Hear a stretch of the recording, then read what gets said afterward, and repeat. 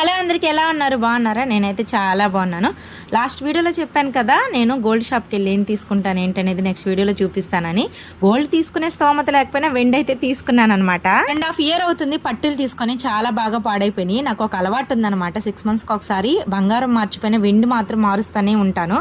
మా అమ్మ వాళ్ళు ఇంకా పెద్దవాళ్ళు చెప్తా ఉంటారు, ఆ విధంగా మెట్టులు అవి మార్చకూడదు ఎప్పుడంటే అప్పుడు అనేసి. అలాగే చెప్తుంటారని అసలు వినిపించుకునేదాన్ని కాదనమాట. ఇకైతే మొత్తానికైతే మా ఆయన అయితే చాలా బాగా పాడైపోయింది కదా, తీసుకుందు పదా అని చెప్పి తీసుకెళ్ళాడు.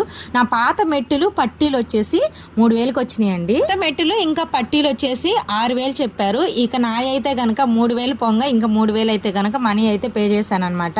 అసలు ఉండంగా అయితే గనక వెండి కూడా ధర పెరిగిపోతా ఉంది. 100 రూపీస్ అంటే 1 గ్రామ్ వచ్చి. తెలిసి బంగారంతో పోటీ చేస్తుందేమో అనిపించింది అనమాట. మొత్తానికైతే టోటల్ లుక్ ఇదనమాట. ఎలా ఉంది ఏంటి అనేది మీరే కామెంట్ చేసి చెప్పాలి. నా కాళ్ళు అసలు బాగుండవు అనమాట మెట్టులు పట్టీలు లేకపోతే. సో అందుకు వీడియో నచ్చితే లైక్ చేయండి.